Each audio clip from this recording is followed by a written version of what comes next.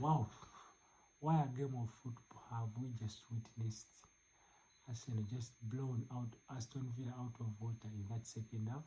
They managed to score 4 goals in the second half. Of course, later on, Aston Villa got a consolation goal by Oli Watkins, but the game was already done and dusted. That Arsenal, I told you earlier, guys, that Arsenal had to win this game if they wanted to keep their title chances alive, and they have managed to do so. So they cannot afford to drop points right now. But the way they did it, yeah, it was so magnificent. They destroyed Villa in the second half. But of course, you look at the first half, I think Villa was a better side than Arsenal in the first half. I think Onana was bossing that midfield, and I think Arsenal felt the absence of Declan Rice in the first half.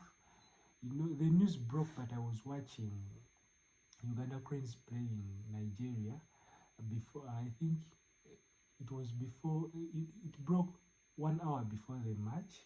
Then Declan Rice got a knee injury, so they had to change their lineup. I think they had to play Mikel Merino in the midfield with Zubimendi, then Odegaard. And I think Onana bossed that midfield in the first half. He was running through the entire midfield of Arsenal, and unfortunately he got injured.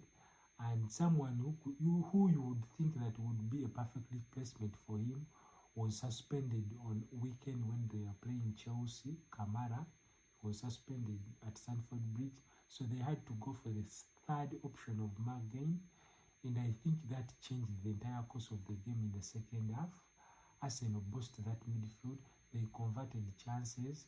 Like Aston Villa were so average in the second half, and Arsenal took advantage of that.